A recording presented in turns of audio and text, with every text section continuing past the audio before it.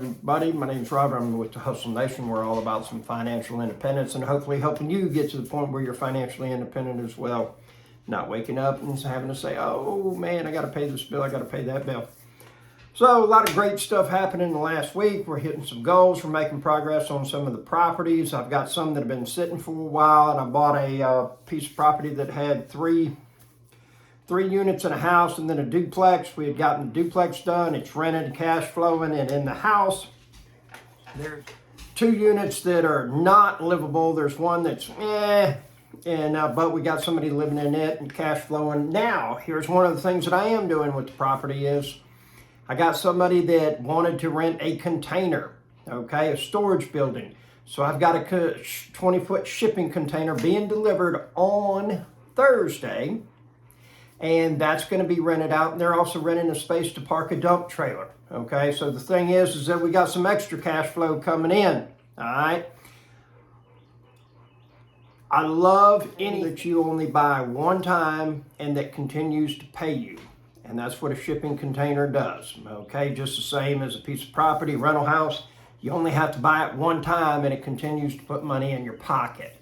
That's the way to build wealth. Now, there's a phenomenon that occurs, and this is probably the biggest killer of wealth that a person will ever experience, okay? And I'm sure that it's not going to be exactly what it is that you think, but this is the thing that it keeps everybody from coming up short. This is the thing that keeps you from really hitting massive amounts of financial liquidity. This is what keeps you from getting to that point of where, hey, money is no object. I get whatever it is that I want. You know, this weekend, yesterday, went over to Biloxi, got to enjoy some Dungeness crab legs at the buffet. It's like, $50 a plate. Didn't worry about it. Said, hey, that's what I want. That's what I'm going to do. And I ate 5 plates. That's right, 5 plates. Got my money's worth for sure, okay? Didn't play any table games. I wanted to play the crap table, but I was like, nah, because that's a total entertainment thing. I never look at playing craps as, hey, I'm going to make some money like I do with playing poker. It is not. There's only one time the odds are in your favor, and that's on the roll. And then after that, they flip-flop, and now the odds are in the house's favor, okay? And I've met a lot of people that have made their living gambling, playing cards, blackjack, all kinds of things. And, playing pool. And I have never met a professional craps player. Now, I've met some people, or I haven't ever seen them in action, but I've heard of people that were professional cheaters, that knew how to do loaded dice, knew how to do this, knew how to do, that sort of thing. But I've never met a professional craps player, never met a professional roulette player, that's what they made their money, and they were positive long haul. Okay, so just keep that in mind. Like when I play craps, it's like, go ahead, kiss that $400 or $500 away and make sure that you're going to end up having a good time and it's not going to be painful. There you have it. All right, but I want to move forward with this and talk about this wealth killer. Okay, we're all born broke, and if we die broke, it's our choice. Okay. And what is it that we have to do? Well, nobody's born with the innate ability to be able to handle money and know how it works and all the nuances of it and everything like that, okay? And quite simply, the biggest wealth killer out there is our ego. And that is no other way to say it than, I can't learn anything from you. You can't teach me anything. What you have to say is worthless, okay? I see it all the time with people. They'll ask me some questions, and then as soon as I give them my opinion or my thought, they want to debate, and they want to tell me why I'm wrong. And I just look at them and say, you know what? You're absolutely right. None of these people have been in a position that I want to trade with, okay? Because if you're further ahead and tell me something, and I automatically am trying to shoot holes in what you're saying, I stop, okay? And I have to ask myself, why is that? What is it that I'm having issues with that they are saying? And I have to take my emotions out of it, all right? And the whole thing about building wealth, it is totally logical, okay? There's nothing emotional about it. And the whole process of building wealth is extremely logical. Guess what we are? We're emotional creatures, okay? Now, here's one of the things that you can make some phenomenal money people rarely talk about. Get in the loan business. Well, what do you mean? Start loaning people money. Well, isn't that risky? See your emotions. Oh my God, the money is scarce. There's only a certain amount, and what I've got I need to hold on to, okay? Let me tell you this, all right? There's three classes of people when it comes to finances, all right? Poor person, one, money is something that you spend and only the rich have it. That's a poor person's mindset. They will have money spent before they even receive it, okay? I can't tell you how many times I've heard people talk about that fat income tax that's coming in, the return they're getting, the refund, and they've already got that money spent before it comes in. All of a sudden you see new rims, new paint job on a car, big screen TV, new high tops, I mean, the list goes on and on and on. And, 6 months later, they don't have anything to show for it. Now, can you imagine if you were to get, we'll just say $7,000 from the age of 20 to 25, okay? And you never touched that money. You just took it and invested it straight into a mutual fund that paid a minimum of, 7% per year, and sometimes went up to 11 or 12, but you never messed with that money. And after those 5 years, age 26, you get to spend that income tax money. You get to keep that refund. Look at where you'd be at age 45 or 50. It'd be astronomical, okay?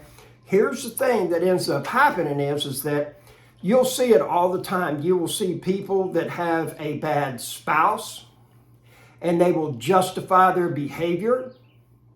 They will keep on defending them, even while they're telling you, this person did this person's done that, okay? I've had people call me and say, my partner just pointed a gun at me. I'm calling the cops and everything. 2 months later, they're still together, okay? It's mind-blowing, but they are, all right? I've had people that have totally incompetent employees working for them, and they will still justify holding that employee and not making some changes or training them, or they will not do anything having to do with their business to make their business better, okay? Because guess what? My business is different. It's not like yours. My business is different, okay? That's ego. No, I've already tried that. There's nobody else that could teach me anything. We're doing exactly what we need to and as best as possible. That's ego, all right? That is 100% ego. I can't learn anything from you. It's 100% ego, okay? I run into that all of the time, and I've learned to just say, you know what, you're absolutely right. You are 100% correct, And it is truly amazing the amount of people that will reach out to you, ask for your opinion, want to debate why you're wrong, and 6 months from now, a year from now, 2 years from now, in the exact same spot that they're at, or worse, okay? They could be worse. And the thing is that they're not willing to do anything different. Guess why? They got all the answers. It's the ego, okay? Having that attitude of humility, remaining teachable, learn something, always go into something and don't expect to learn how to hit a home run. Just expect to learn how to get on base. Well, guess what? If you do that 4 times, you've made it all the way around and you've scored 1 time, all right? Thing about it is that, people will call me and they want to talk to me. They want my time. They'll hijack my time and get 30, 45 minutes. And then as soon as you say, hey, look, if you want any more, it's going to be an hour or, $100. Or if you want my mentoring, it's $3,600. Oh man, I don't think it's worth that. I don't think, I understand, okay? You've just told me that your mindset having to do with money is not in the mode that it needs to be for you to be prosperous and operate in an abundance, okay? I already get it. I assure you, I've worked through these things. I've looked at these things. I've had to work on myself. I've had to have people, you need to do it different, Robert. If you don't quit doing it like that, you're never going to get anywhere. And then finally had to reach a point where I was honest with myself and said, you know what, you're right. If I want to be a millionaire, I need to listen to millionaires, what they had to say. I don't need to be listening to Joe. Okay? That's all there is to it. Now, the majority of you people, okay, want to know how to have healthy relationships, and then you'll go talk to somebody at Amco Transmission about that. The majority of you people will want to learn how to build a house, but you're going to go to the garden section at Home Depot. A lot of you want to learn how to do, wire up a basic ceiling fan and everything, but you're going to go to the bakery, okay? Quit. Stop. If you knew what you wanted, you would not be asking questions. Think about that, okay? There's a time in my life that I did a lot of self-destructive things. And I had somebody tell me, said, man, other than feeding yourself and wiping your butt once you take a crap, you have no business making a decision without guidance. Man, I'm a grown man. And once I looked at it and said, you know what, you're absolutely right. And so even simple decisions, I would ask this person to say, hey, what do you think about this? They'd always ask me, what do you hope to accomplish by it? And so I learned how to start making positive decisions. I learned how to start making profitable decisions. I learned how to start making decisions that were going to benefit me long-term and short-term. Then I started learning how to make decisions that were based strictly in the long-term, but maybe not in the short-term, okay? Thing about it is I wasn't born with those skills. I needed to learn them, and I learned them from somebody else. Once my ego got out of the way, things got a whole lot easier. Hope this helps you. If you need 15 minutes of my time, ask me any questions or whatnot, send me an email. It's in the description, and I will get back with you. Include your phone number, and I'll give you a call. Have a wonderful day.